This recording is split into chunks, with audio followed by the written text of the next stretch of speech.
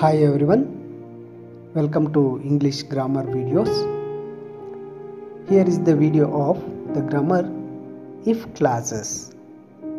Here in this video, you will learn about what is clause, types of clauses and types of if clauses. Now let us begin with the meaning of clause. Here is the meaning of clause. A clause is comprised of a group of words which includes a subject and a finite verb. A clause contains only one subject and one verb. Here is clause. Clause is nothing but a sentence which have at least one subject and one verb. It is also called a sentence, but it is lower than the sentence. Class ಅಂದಾಗ ಉಪವಾಕ್ಯ ಅಂತಲೂ ಸಹ ನಾವು ಹೇಳ್ಬೋದು. ಇದು ವಾಕ್ಯಕ್ಕಿಂತ ಸ್ವಲ್ಪ ಕೆಳಗಿನ ಮಟ್ಟದ್ದಾಗಿರುತ್ತೆ. ಇದರಲ್ಲಿ ಒಂದು ಸಬ್ಜೆಕ್ಟ್ ಮತ್ತು ಒಂದು ಫೈನೈಟ್ ವರ್ಬ್ ಅನ್ನು ಒಳಗೊಂಡಿರ್ತಕ್ಕಂಥದ್ದನ್ನು ನಾವೇನಂತ ಕರಿತೀವಿ, ವಾಕ್ಯ ಅಂತ ಕರಿತೀವಿ. For example, I read, I sleep, I run, I walk, ಅಥವಾ I read book, I sing song. ಈ ರೀತಿ ಒಂದು ಸಬ್ಜೆಕ್ಟು ಮತ್ತು ಒಂದೇ ಫೈನೈಟ್ ವರ್ಬನ್ನು ಹೊಂದಿರತಕ್ಕಂತಹ ಒಂದು ವಾಕ್ಯಕ್ಕೆ ನಾವೇನಂತ ಕರಿತೀವಿ, ಕ್ಲಾಸ್ ಅಂತ ಕರಿತೀವಿ. ಅಂದರೆ ಇದು ವಾಕ್ಯಕ್ಕಿಂತ ಚಿಕ್ಕದಾಗಿರುತ್ತೆ. ಅಲ್ಲ, ವಾಕ್ಯದಲ್ಲೇ ಇದು ಒಂದು ಭಾಗ ಅಂತಲೂ ಹೇಳ್ಬೋದು, ಅಥವಾ ವಾಕ್ಯಕ್ಕಿಂತ ಇನ್ನು ಸ್ವಲ್ಪ ಕೆಳಗಡೆ ಇರ್ತಕ್ಕಂತಹ ಒಂದು ಸಣ್ಣ ವಾಕ್ಯ, ಉಪವಾಕ್ಯ ಅಂತ ಕರಿತೀವಿ. ವಾಕ್ಯ ಅಂದಾಗ ದೊಡ್ಡದಾಗಿರುತ್ತೆ. ಮೀನ್ಸ್ ಗ್ರಾಮರಲ್ಲಿ after clauses sentence will come. Sentence ಅನ್ನೋದು ದೊಡ್ಡದು, ಅದಕ್ಕಿಂತ ಸ್ವಲ್ಪ ಚಿಕ್ಕದು ಅಂತ ಅರ್ಥ ಮಾಡ್ಕೋಬೇಕಾಗುತ್ತೆ. Means it is also a sentence which has one subject and one verb. Now the types of clauses.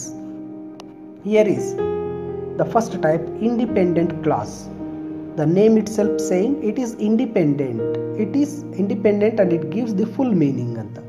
ಇದು ಒಂದು ವಾಕ್ಯ, ಒಂದು ಸಬ್ಜೆಕ್ಟ್, ಒಂದು ಫೈನೈಟ್ ವರ್ಬ್ ಅನ್ನು ಒಳಗೊಂಡಿರುತ್ತೆ. It gives the full meaning. ಅದು ಪೂರ್ತಿ ಅರ್ಥವನ್ನು ಕೊಡ್ತಾ ಇರುತ್ತೆ. An independent clause functions on its own to make a meaningful sentence. ಒಂದು ಸಬ್ಜೆಕ್ಟ್ ಒಂದು ವರ್ಬನ್ನು ಇಟ್ಕೊಂಡು ಏನು ಮಾಡುತ್ತೆ, ಪೂರ್ಣವಾದ ಅರ್ಥವನ್ನು ಕೊಡ್ತಾ ಇರುತ್ತೆ. That is called independent class, ಸ್ವತಂತ್ರವಾದ ಉಪವಾಕ್ಯ. ವಾಕ್ಯ ಅನ್ನೋದಕ್ಕಿಂತ ಚಿಕ್ಕದು ಉಪವಾಕ್ಯ ಅಂತ ಹೇಳೋಣ ಕ್ಲಾಸ್ ಅಂದಾಗ. Here are the examples. He is a wise man, I like him, can you do it please, I read the whole story, I write the poem, I eat apple. ಈ ಥರ ಒಂದು ಸಬ್ಜೆಕ್ಟು ಪ್ಲಸ್ ಒಂದೇ finite ವರ್ಬನ್ನು ಒಳಗೊಂಡಿರ್ತಕ್ಕಂತಹ ಒಂದು ವಾಕ್ಯಕ್ಕೆ ನಾವೇನಂತ ಕರಿತೀವಿ, ಕ್ಲಾಸ್ ಅಂತ ಕರಿತೀವಿ. Clause is nothing but it is also sentence, but it's lower than the sentence. ಒಂದು ಉಪವಾಕ್ಯ ಅಂತ ಕರಿಬೋದು. ಇಂಡಿಪೆಂಡೆಂಟ್, ಸ್ವತಂತ್ರವಾಗಿ ಅರ್ಥ ಕೊಡ್ತಕ್ಕಂತಹ ಒಂದೇ ಸಬ್ಜೆಕ್ಟ್ ಒಂದೇ ಫೈನೈಟ್ ವರ್ಬನ್ನು ಒಳಗೊಂಡಿರ್ತಕ್ಕಂಥ ಒಂದು ವಾಕ್ಯ ಆಗಿರುತ್ತೆ. ಆ್ಯಂಡ್ ನಾವು let's move on to the second type, dependent clause. The name itself it is saying that it depends on others. ಬೇರೆಯವರ ಮೇಲೆ ಅವಲಂಬಿತವಾಗಿರುತ್ತೆ. ಅಂದರೆ ಅರ್ಥ ಏನಪ್ಪ ಅಂದರೆ, ಈ ಒಂದು class with one subject and one finite, but it not gives full meaning. ಅದು ಪೂರ್ತಿ ಅರ್ಥ ಕೊಡೋದಿಲ್ಲ. ಅನ್ಫಿನಿಶ್ಡ್ ವಾಕ್ಯ ಬಂದಿರುತ್ತೆ, ಅರ್ಥ ಕೊಡದೆ ಅಲ್ಲಿಗೆ ನಿಂತೋಗಿರುತ್ತೆ. It depends on another sentence, ಇನ್ನೊಂದು ವಾಕ್ಯದ ಮೇಲೆ ಡಿಪೆಂಡ್ ಆಗಿರುತ್ತೆ. ಆ dependent clause cannot function on its own because it leaves an idea or thought unfinished. ಅಂದರೆ ಪೂರ್ತಿಯಾಗಿ ಅರ್ಥ ಕೊಡದೆ ಏನಾಗಿರುತ್ತೆ, ನಿಲ್ಲಿಸ್ಬಿಟ್ಟಿರುತ್ತೆ. ಅದು ಇನ್ನೊಂದು ವಾಕ್ಯದ ಮೇಲೆ ಡಿಪೆಂಡ್ ಆಗಿರುತ್ತೆ. ನಾವು let us C the examples. When I was sleeping, ನಾನು ನಿದ್ದೆ ಮಾಡ್ತಾ ಇರಬೇಕಾದ್ರೆ, ನಾನು ನಿದ್ದೆ ಮಾಡ್ತಾ ಇದ್ದಾಗ ಏನಾಯಿತು ಗೊತ್ತಿಲ್ಲ. That is called dependent. ಈ ವಾಕ್ಯ ವೆನ್ ಐ ವಾಸ್ ಸ್ಲೀಪಿಂಗ್ ಅನ್ನೋದು ಡಿಪೆಂಡ್, ಏನು ನಡೀತು ಅಂತ ಹೇಳ್ತಾ ಇಲ್ಲ. ವೆನ್ ಐ ವಾಸ್ ಸ್ಲೀಪಿಂಗ್, ನಾನು ನಿದ್ದೆ ಮಾಡ್ತಾ ಇದ್ದಾಗ ಏನಾಯಿತು ಅಂತ ಹೇಳ್ತೀವಿ. ಮೀನ್ಸ್ ಅದು ಇನ್ನೊಂದು ವಾಕ್ಯವನ್ನು ಅವಲಂಬಿತವಾಗಿರುತ್ತೆ. ಐ ಹ್ಯಾಡ್ ಅನ್ ಆಕ್ಸಿಡೆಂಟ್, ನನಗೆ ಆಕ್ಸಿಡೆಂಟ್ ಆಯಿತು. I know the man who stole the watch. He bot a car which was two expensive. ನೋಡಿ, ವಿಚ್ ವಾಸ್ ಟೂ ಎಕ್ಸ್ಪೆನ್ಸಿವ್, ಅದು ಬಹಳ ಬೆಲೆ ಉಳ್ಳದ್ದು. ಯಾವುದು? ಹಿ ಬಾಟ್ ಎ ಕಾರ್, ಅವನು ಕೊಂಡುಕೊಂಡಿದ್ದಂಥ ಕಾರು ಆಗಿರುತ್ತೆ. I know that he can do it. He does not know where he was born. ಇವು dependent clause. Clause is nothing but a sentence which has only one subject and one finite verb. Then independent means that single clause gives full meaning. Dependent clause means the clause cannot give the full meaning, it depends on another clause or another sentence. That is called dependent clause. Now let's move on to our main topic, if ಕ್ಲಾಸ್ಗೆ ನಾವು ಹೋಗೋಣ. ಈಗ already ನಿಮಗೆ class ಅಂದರೆ ಗೊತ್ತಾಗಿದೆ, ಒಂದು subject and finite verb ಆಯಿತಾ. ನಾವು ಇಫ್ ಕ್ಲಾಸ್ ಅಂದಾಗ ಹೇಗಿರುತ್ತೆ ಅಂತ ನೋಡೋಣ. Here if classes are so called conditional sentences, ಷರತ್ತುಬದ್ಧ ವಾಕ್ಯಗಳು ಅಂತ ನಾವು ಹೇಳ್ಬೋದು. Here it has 2 parts. If clause ಅಂದಾಗ ಅಲ್ಲಿ 2 ಪಾರ್ಟ್ ಇರುತ್ತೆ. ಒಂದು ಇಫ್ ಸೆಂಟೆನ್ಸ್, ಇಫ್ ಒಳಗೊಂಡಿರ್ತಕ್ಕಂಥ ಒಂದು ಸಬ್ಜೆಕ್ಟ್, ಒಂದು ವರ್ಬನ್ನು ಹೊಂದಿರತಕ್ಕಂಥ ವಾಕ್ಯ. ಇನ್ನೊಂದು ಮೇನ್ ಕ್ಲಾಸ್ ಅಂತಕ್ಕಂಥದ್ದು. ಅಂದರೆ ಇಫ್ ಸೆಂಟೆನ್ಸಿಂದ ನಮಗೆ ಪೂರ್ತಿ ಅರ್ಥ ಬರೋದಿಲ್ಲ, ಮೇನ್ ಸೆಂಟೆನ್ಸನ್ನು ಬಳಸಿದಾಗ ಮಾತ್ರ ಅಲ್ಲಿಗೆ ಅರ್ಥ ಬರುತ್ತೆ ಅಂತಕ್ಕಂಥದ್ದು ಕೊಡುತ್ತೆ. Here is example. If it rains, ಮಳೆ ಏನಾದರೂ ಬಿದ್ದರೆ ಏನು ಮಾಡ್ತೀಯಾ? I will stay at home, ನಾನು ಮನೆಯಲ್ಲೇ ಇರ್ತೀನಿ. ಮಳೆ ಬೀಳದೇ ಇದ್ರೂ ಮನೆಯಲ್ಲೇ ಇರ್ತೀವಿ. I will stay at home ಅಂತಕ್ಕಂಥದ್ದು ಮೇನ್ ಕ್ಲಾಸ್ ಆಗಿರುತ್ತೆ. ಯಾವಾಗ? ಇಫ್ ಇಟ್ ರೈನ್ಸ್ ಅನ್ನೋದು ಇಫ್ ಕ್ಲಾಸ್ ಆಗಿರುತ್ತೆ. And it doesn't matter which comes first. ಇಲ್ಲಿ ಇಫ್ ಕ್ಲಾಸೇ ಫಸ್ಟ್ ಬರಬೇಕಂತೇನಿಲ್ಲ. ಮೇನ್ ಕ್ಲಾಸ್ ಫಸ್ಟ್ ಬಂದಾಗ ಇಫ್ ಕ್ಲಾಸನ್ನು ನಾವು ಕಾಮಾದಿಂದ ಸಪ್ರೇಟ್ ಮಾಡಿ ಬರೆಯೋದಿಲ್ಲ. ಬಟ್ ಇಫ್ ಕ್ಲಾಸ್ ಫಸ್ಟ್ ಬಂದರೆ ಅದನ್ನ ಕಾಮಾದಿಂದ ಸಪ್ರೇಟ್ ಮಾಡಿ ಆಮೇಲೆ ಮೇನ್ ಕ್ಲಾಸನ್ನು ಬರೆದಿರ್ತೇವೆ. This is the meaning of if clauses. Now let's see the first. There are 3 types in if clauses. We are naming them as first type, second type, third type, or first condition, second condition, third condition. Now let us see the first condition, what it says. Type 1, first conditional. It is used to refer a real or possible situations. ಅಂದರೆ ನಾವು ಮಾತಾಡ್ತಾ ಇರಬೇಕಾದ್ರೆ ನಿಜವಾಗಿ ನಡೆಯಬಹುದಾದ ಘಟನೆಗಳನ್ನು, possible, ಸಂಭವ ಇದೆ ನಡೀತಕ್ಕಂಥ ಘಟನೆಗಳನ್ನು ಹೇಳ್ತಕ್ಕಂಥದ್ದು. ಕನ್ನಡದಲ್ಲಾದರೆ ನಾವು ಹೇಳ್ತೀವಿ, ನಾಳೆ ನೀನು ಸಿಕ್ಕಾಗ ನಾನು ಮಾತಾಡಿಸ್ತೇನೆ, ನಾಳೆ ಭೇಟಿ ಮಾಡಿದಾಗ ನನ್ನ ಕೇಳು, ನಾನು ಅಮೌಂಟನ್ನು ಕೊಡ್ತೇನೆ. ಅಂದರೆ ಪಾಸಿಬಿಲಿಟಿ ಇದೆ, ನಡೆಯುತ್ತೆ ಅಂತಹ ಒಂದು ವಾಕ್ಯಗಳನ್ನು ಹೇಳ್ತಕ್ಕಂಥದ್ದು. ಫಸ್ಟ್ ಕಂಡೀಷನ್ ಅಂದಾಗ it is simple present tense. ಅಂದರೆ ಒಂದು ಇಫ್ ವಾಕ್ಯ ಏನಿರುತ್ತೆ, ಇಫ್ ಕ್ಲಾಸ್ ಏನಿರುತ್ತೆ, ಅಲ್ಲಿ ಸಿಂಪಲ್ ಪ್ರೆಸೆಂಟ್ ವರ್ಬ್ 1 ಬಳಸಿ ಪ್ರೆಸೆಂಟ್ ಟೆನ್ಸಲ್ಲಿ ಹೇಳ್ತೀವಿ. ಆ ಮೇನ್ ಕ್ಲಾಸ್ಗೆ ಏನು ಮಾಡಬೇಕಾಗುತ್ತೆ? We have to use future tense, will ಅನ್ನು ಯೂಸ್ ಮಾಡಿ ನಾವು ಮೇನ್ ಕ್ಲಾಸನ್ನು ಬರೀಬೇಕು. See here is example. If I see you in the bus stand, ನಾನು ನಿನ್ನ ಬಸ್ ಸ್ಟ್ಯಾಂಡಲ್ಲಿ ನೋಡಿದ್ರೆ I will talk to you, ನಾನು ನಿನ್ನ ಜೊತೆ ಮಾತಾಡ್ತೇನೆ. ನಡೆಯುತ್ತೆ, ಮುಂದೆ ನಡೆಯತಕ್ಕಂಥ ಘಟನೆಗಳನ್ನು ಹೇಳೋದೆ ಫಸ್ಟ್ ಟೈಪ್. ನೆನಪಿಟ್ಕೊಳ್ಳಿ, if clause in simple present verb 1 ಇರುತ್ತೆ. Main clause will plus verb 1 future ಟೆನ್ಸಲ್ಲಿ ಹೇಳ್ತೀವಿ. Now let's move on to the examples. Here is the structure. If clause in simple present, main clause will plus verb 1. If I study, I will pass the exam. If you read well, you will answer the question. Here are the examples.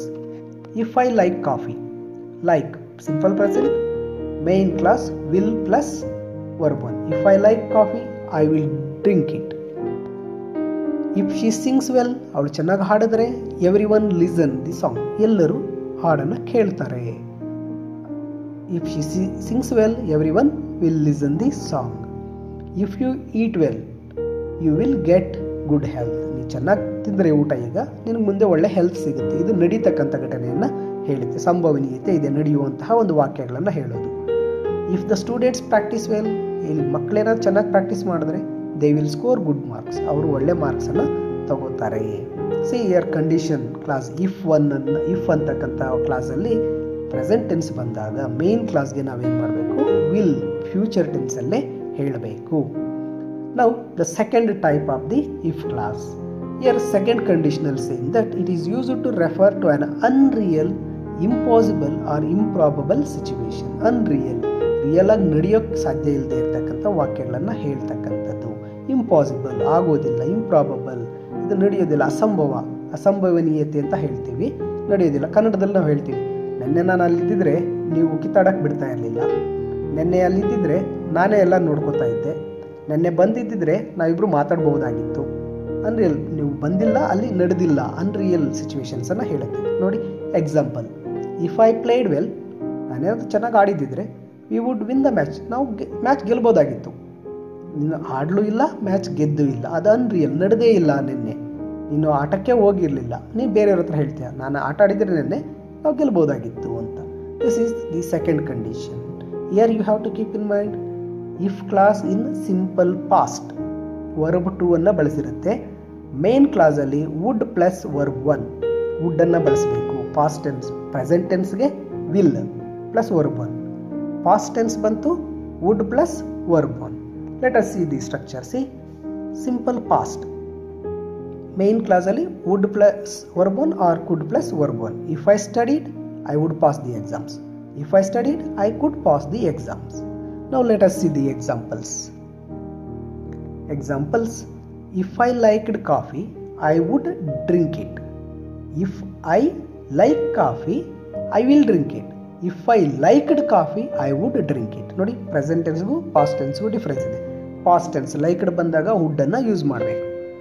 If Arjun played well, his school team would win the match. Past tense ಇದೆ, would ಅನ್ನು ಬಳಸಿದ್ದೀವಿ.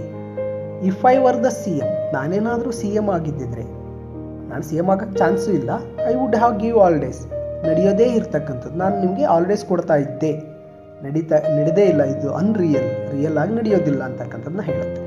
If the students practised well, ಮಕ್ಕಳೇನಾದ್ರು ಚೆನ್ನಾಗಿ practice ಮಾಡಿದರೆ they would score good marks, ಅವ್ರು ಒಳ್ಳೆ ಮಾರ್ಕ್ಸನ್ನು ತಗೋತಾ ಇದ್ರು. This is if clause past ಟೆನ್ಸಲ್ಲಿದೆ. ಸಿಂಪಲ್ ಪಾಸ್ಟ್ ನೋಡಿ, ಲೈಕ್ಡ್, ಪ್ಲೇಡ್, ವರ್, ಪ್ರಾಕ್ಟೀಸ್ಡ್ ಎಲ್ಲ simple past.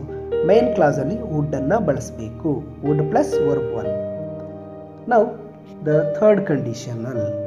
It is used to express conditions in the past that did not happen.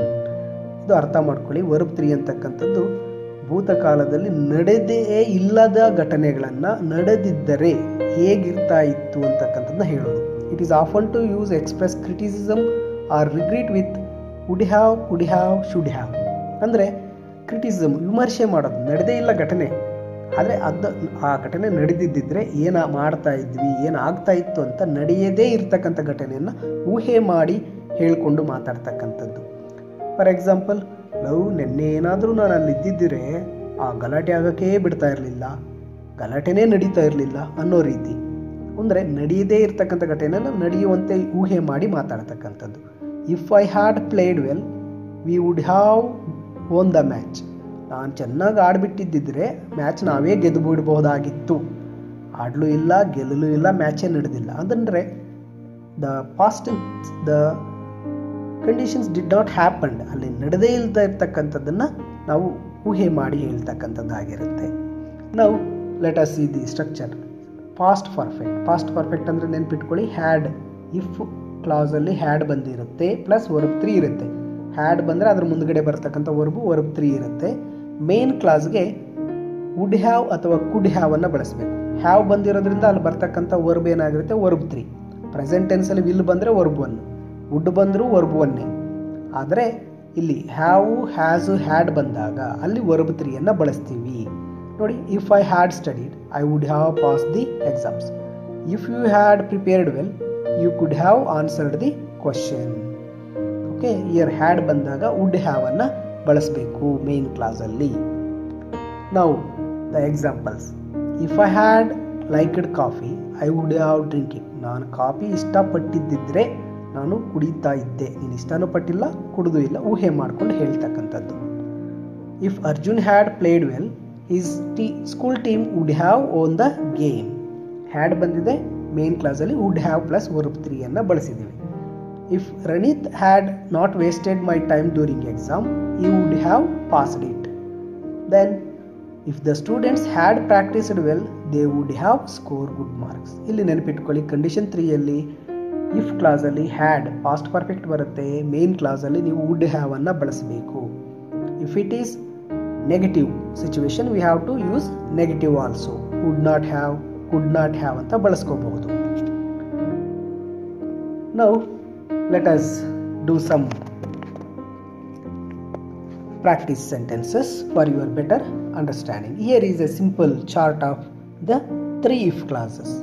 Here first if clause, present simple, main clause will be future, will plus verb 1, will plus verb 1.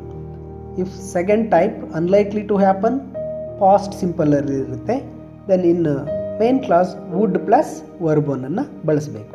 Type 3, impossible situation in the past, ಭೂತಕಾಲದಲ್ಲಿ ನಡೆಯದೇ ಇರತಕ್ಕಂಥದ್ದನ್ನ ಹೇಳಬೇಕಾದ್ರೆ past perfect ಇರುತ್ತೆ. If plus subject plus had verb 3, had ಅನ್ನು ಬಂದಿರುತ್ತೆ ವಾಕ್ಯದಲ್ಲಿ, ನೀವು main ಕ್ಲಾಸನ್ನು would have plus verb 3 ಅನ್ನು ಬಳಸಬೇಕು. ನಾವು practice some examples. If you tried to scold me, I dash tell to my mom. Tried past tense ಏನು ಬರಬೇಕು?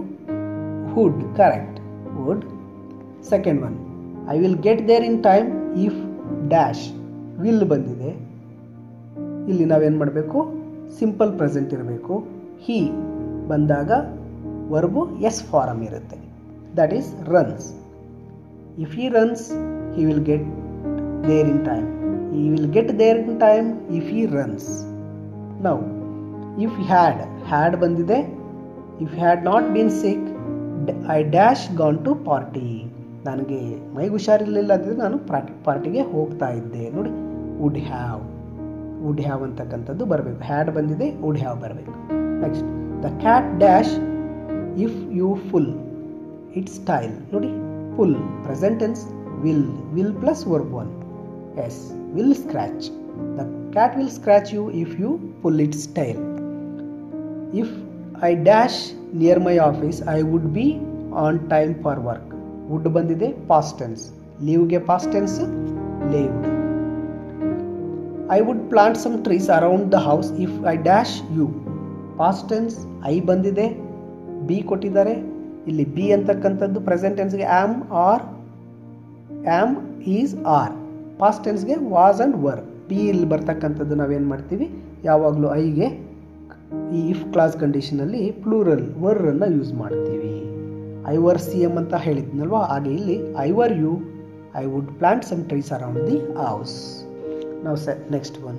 If he had driven more carefully, he dash had not had an accident. Would not have. ಯಾಕೆ accident ಆಗಿರ್ತಿರಲ್ಲ ಇಲ್ಲ ಅಂತ ನಾವು ಹೇಳಬೇಕಾಗತ್ತೆ.